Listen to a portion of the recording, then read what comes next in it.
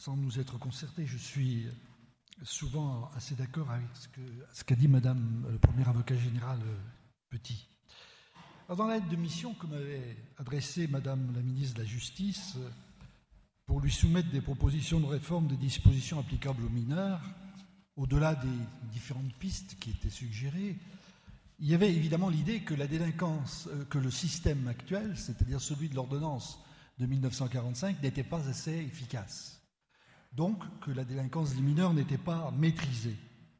Alors, on peut évidemment regarder du côté des statistiques, et vous savez bien qu'elles font souvent l'objet de polémiques.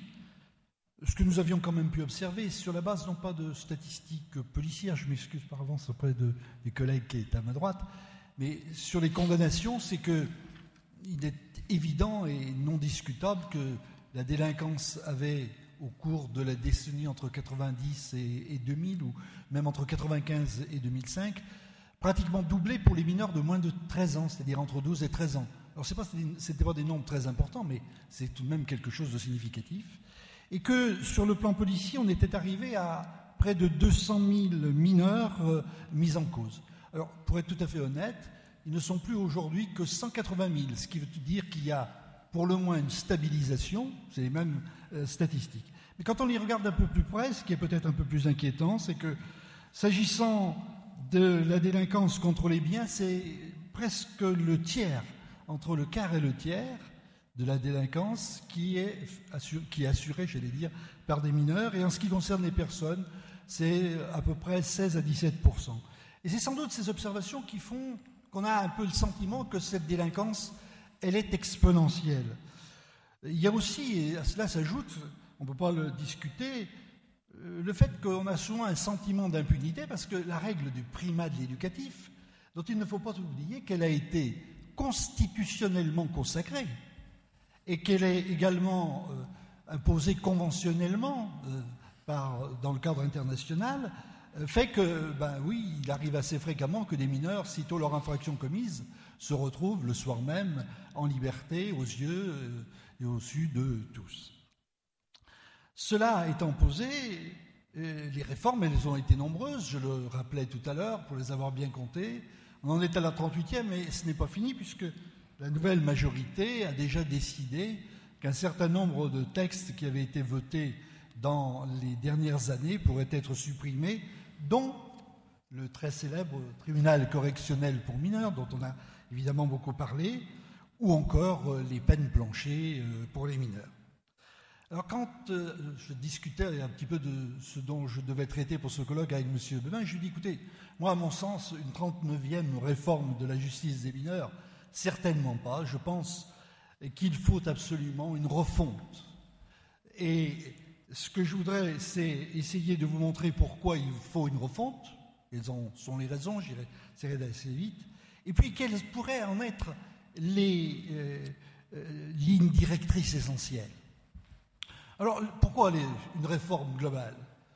Je crois que quand on empile 38 réformes qui sont inspirées par des philosophies très différentes, on arrive nécessairement à un texte qui devient incompréhensible. Pour les mineurs, ça va de soi, mais pour les spécialistes également. Et qu'il convient donc de rendre ce texte lisible, et comme l'a dit Madame Petit, en s'inspirant un peu de ce qui se passe ailleurs, en n'étant pas hexagonal, comme elle nous disait. Pour cela, il faut clarifier à la fois sur le plan, je dirais, formel, et un peu aussi sur le plan substantiel. Alors, clarifier formellement, ça veut dire qu'il faudrait élaborer un code de la justice pénale des mineurs. Alors, j'ai dit bien des mineurs, et j'assume le mot, même s'il a été très largement critiqué, puisque vous le savez, c'est la Convention des droits de l'enfant. Moi, je pense que l'enfant, c'est justement celui qui ne commet pas d'infraction, parce qu'il est trop jeune pour en commettre.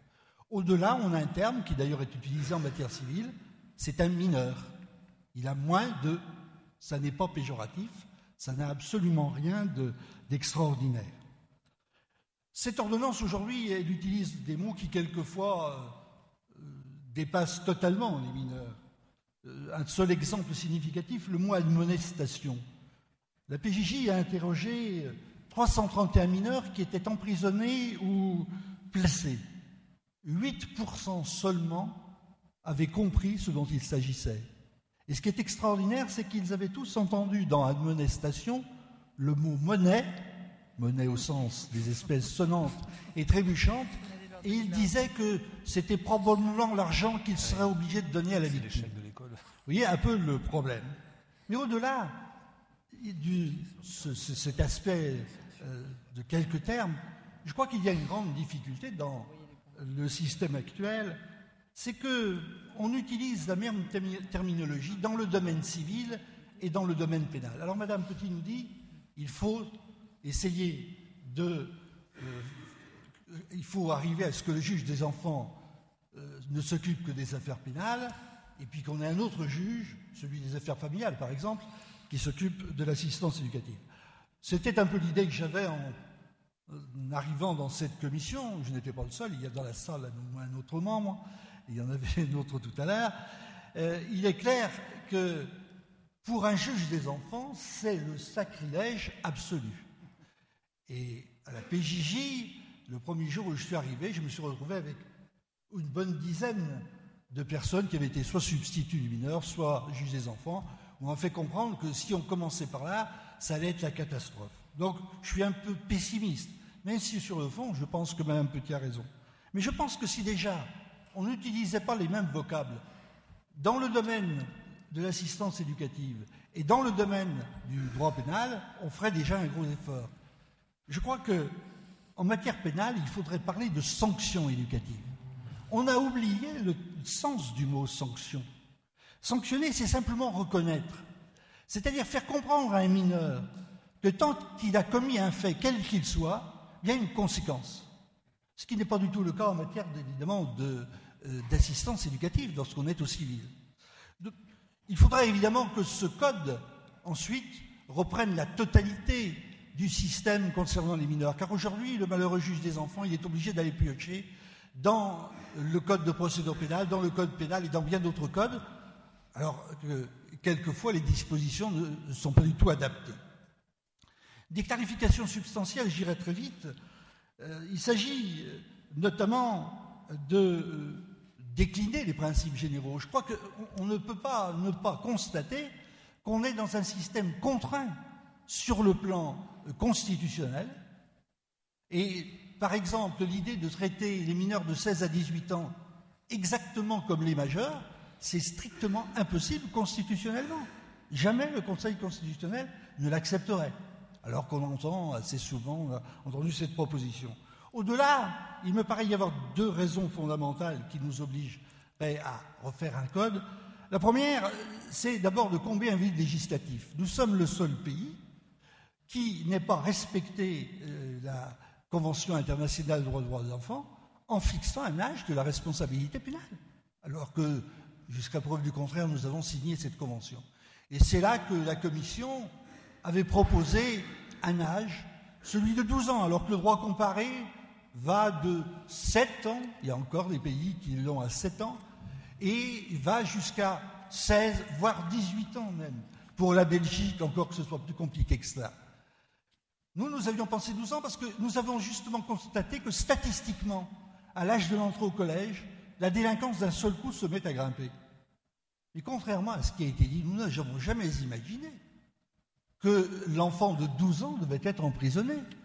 Au contraire, nous avions même pensé, car je continue à penser, après cette longue réflexion, que la prison n'est pas nécessairement le bon système, qu'il est même très souvent un mauvais système, que l'emprisonnement du mineur. Simplement, nous avions pensé qu'à partir de 12 ans, il fallait que le mineur soit effectivement pris en charge pour être soumis à un système dans lequel on l'empêche de devenir un délinquant. Deuxième idée, et là Madame Petit l'a déjà abordé, je crois qu'aujourd'hui l'ordonnance de 1945 n'est plus du tout adaptée aux règles européennes de la procédure pénale. Et d'ailleurs, le Conseil constitutionnel a dû en tirer les conséquences en modifiant la composition du tribunal pour enfants. Il y a bien d'autres raisons qui pourraient conduire à avoir ce code de la justice pénale des mineurs. Mais je voudrais passer maintenant plus directement aux lignes directrices qu'il qu'il pourrait avoir. La justice pénale des mineurs n'est pas laxiste, elle est erratique, car un mineur peut s'enfoncer dans la délinquance malgré de multiples réponses, parce que ces réponses ne sont pas claires, pas progressives, pas mises en œuvre.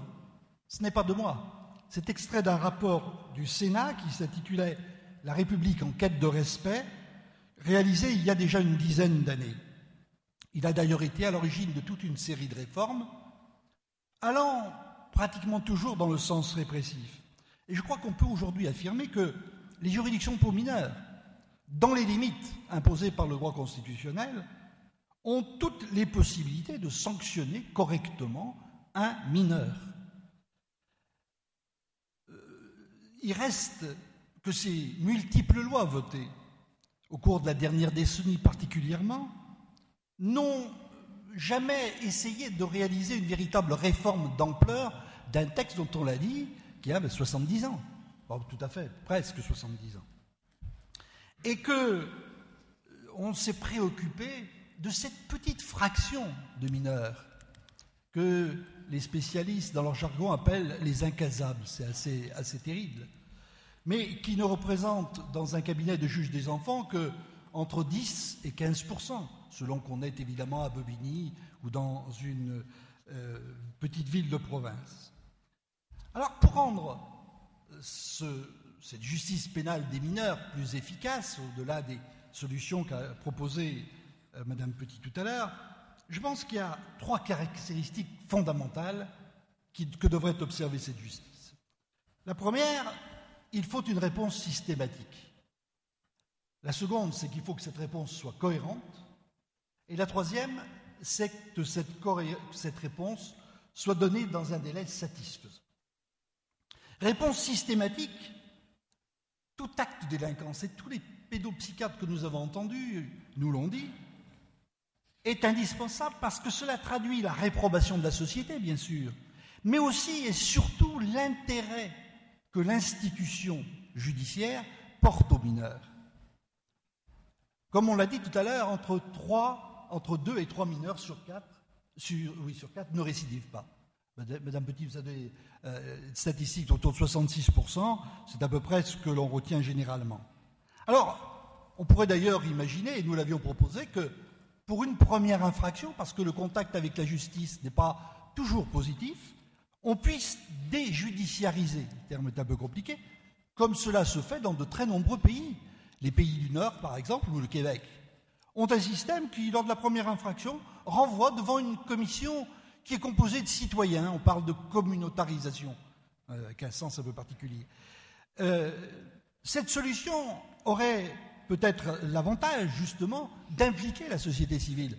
Parce que je crois que la délinquance des mineurs, ce n'est pas seulement un problème de magistrat, c'est aussi un problème de société.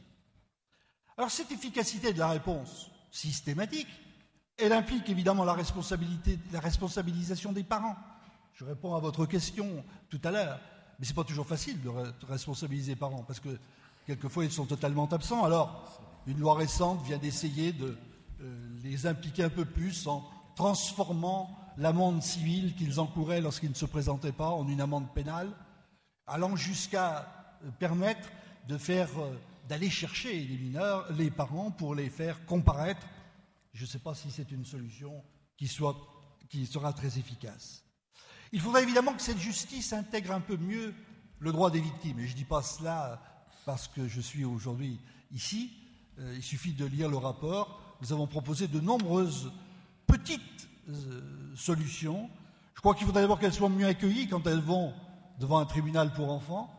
Parce que attendre avec le délinquant dans des couloirs, c'est certainement pas une solution. Il faudrait des salles séparées. Il faudrait aussi des convocations à heures différenciées, parce que je dis nous commençons, parce que je suis assesseur au tribunal pour enfants, à 14h, et quelquefois 19, 20h, la victime, elle peut toujours attendre.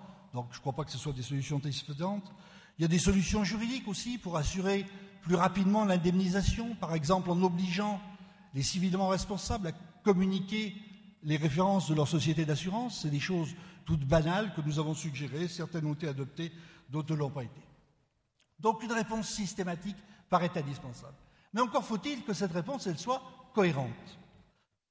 La réponse institutionnelle apportée aux infractions commises par les victimes, si on veut qu'elle soit efficace, il faut qu'elle soit compréhensible dans la procédure suivie et dans les sanctions retenues.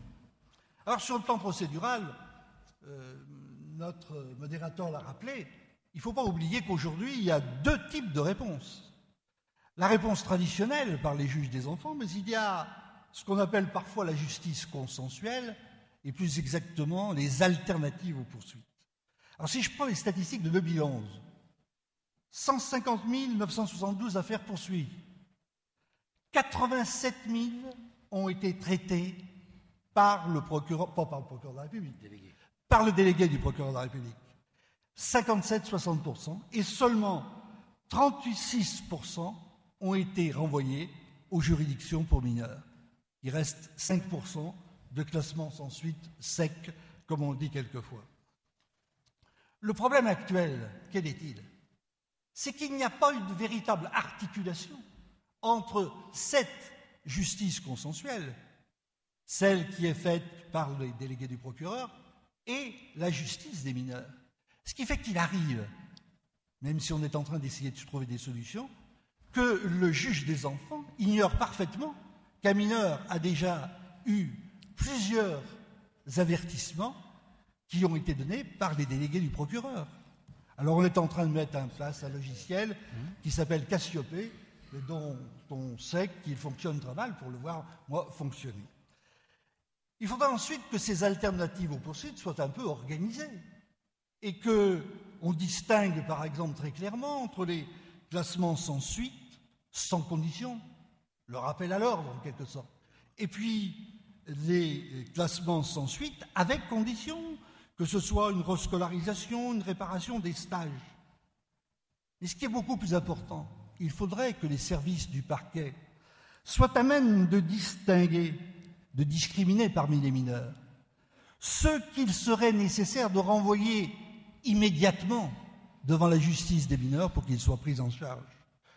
Là encore, de nombreux pédopsychiatres nous ont dit qu'il était possible, en tout cas qu'il est observable, que certains mineurs vont nécessairement s'engager dans les voies de la délinquance. Alors, il ne s'agit pas de ce qu'on avait imaginé sur la base d'une enquête de l'INSERM qu'à 3 ans on pourrait déterminer quels sont ceux qui allaient devenir des délinquants, mais tout simplement l'expérience des policiers, du parquet montre que pour certains d'entre eux, il faudrait qu'assez vite ils soient judiciarisés et que dès ce moment, on puisse constituer le dossier de personnalité.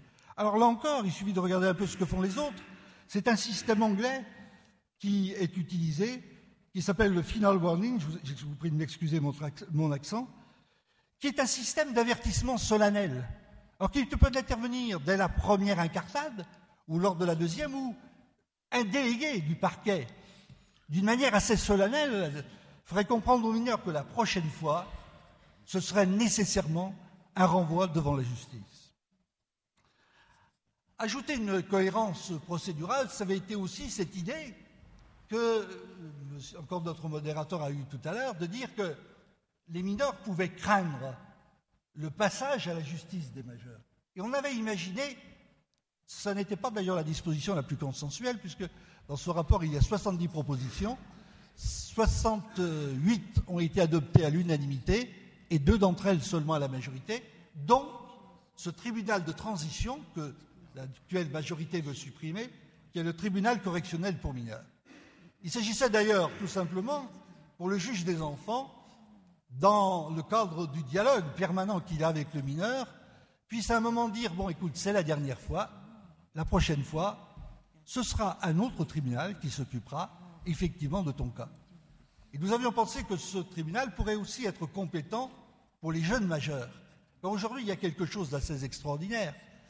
Quand un mineur a un casier judiciaire qui commence à devenir très long, très souvent d'ailleurs sans qu'il y ait eu de peine d'emprisonnement, la première fois, après ses 18 ans, où il va commettre une nouvelle infraction, car il arrive quand même qu'il en commette, il va se retrouver devant le tribunal correctionnel qui, sans attendrissement particulier, prononcera très souvent une peine relativement lourde. Or, il faut le savoir, la plupart des pays européens et dans le monde ont une justice adaptée à ce qu'on appelle les jeunes majeurs. Alors nous, on avait été jusqu'à 19 ans, faut-il aller jusqu'à 20 ans? Je ne sais pas. Mais en tout cas, une sorte de tribunal de transition pour des mineurs qui ne sont plus tout à fait des mineurs, ou pour des majeurs qui ne le sont pas encore tout à fait. La loi de 2011 a créé un tribunal correctionnel pour mineurs. Je ne suis pas sûr qu'il était indispensable d'y renvoyer tous les mineurs de 16 à 18 ans, parce que d'abord, ça complique terriblement la justice des mineurs. Parce que très souvent, il y a plusieurs mineurs. Il y en a un qui est récidiviste, donc il faut faire le procès devant le tribunal correctionnel pour mineurs, mais les deux autres ne le sont pas, et il va falloir faire le même procès devant le tribunal pour enfants.